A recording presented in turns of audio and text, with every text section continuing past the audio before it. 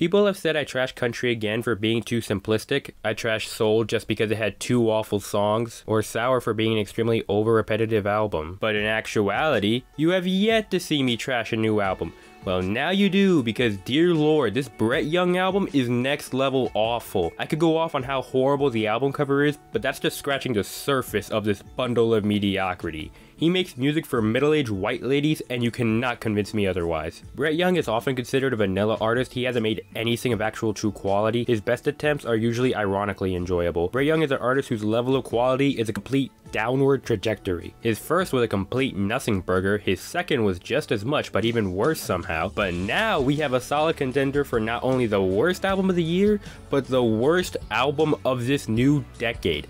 I didn't emote or think, gosh, that was an earnest attempt at an emotional beat. All this album is filler, which is shocking for an album that's 8 tracks long. God, I wish these album lengths can die. The self-titled track, Weekends Look a Little Different These Days, just name drops completely random subjects from his hometown to sings about himself, and then out of nowhere says the line, weekends look different these days. Like, what? That's not how you write a song. The weekends are never brought up once before saying that line. It's your standard mid-tempo, predictable chord progression, booming percussion radio song that will easily be forgotten. Then there's Lady, and like, what even is this song? People say Keith Urban was shallow in recording female. Allow me to recommend this song. All this song is Brett Young saying all these hollow compliments, which once again have little to any correlation to what the song is about, and how he hopes his daughter learns how to be a lady.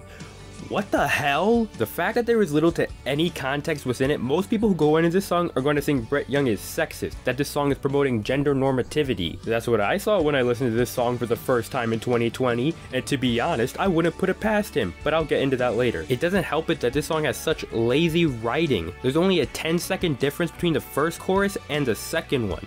It feels like they just gave up at this point when writing the song. The next song repeats the same mistakes the self-titled track does, and guess what it's called? This. Like, no joke, the song's name is This. This keeps talking about missing stuff, having fun, but it never goes into what this is. For all I know, it could mean anything. And this isn't a song designed to have multiple meanings that people can put into it. The song's structure is centered around him, and he puts the most minimal effort in trying to create this world the song doesn't really have. Dear Me is another aimless song where I guess his future self writes a letter to his past self about getting with another girl, even if there's some hardship or something. Yeah, I don't know, I'm just going off Wikipedia. And rather than explain the hardships, it just has your standard checklist lyrics of bars and parties, and I wish that was the most embarrassing aspect of it, but it has such a predictable melody. I was able to hum the melody perfectly on my first listen. That's how basic it is. After being exposed to snap tracks for several years, Leave Me Alone has the single worst utilization of snaps I've ever seen. It sticks out so severely, and it's so irritating, and it also has one of the worst bridges I've ever seen in my years of music knowledge. We ain't gonna put the break in a breakup. Baby, if you want a break, it's a breakup.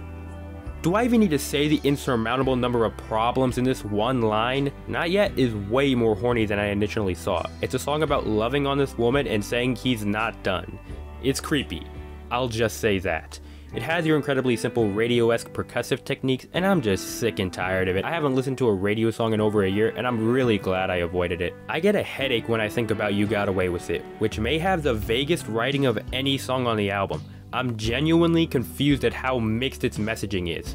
Got away with what? I can't believe this is a question I have to ask with how indescribably irritating this song is. He says this girl is doing stuff, but he never goes into what these things are. You know, the things I like to see in love songs, but given the tone of the song, maybe it's best I don't know what these things are. And with the final track, I genuinely screamed at multiple intervals with how bad the opening to it was.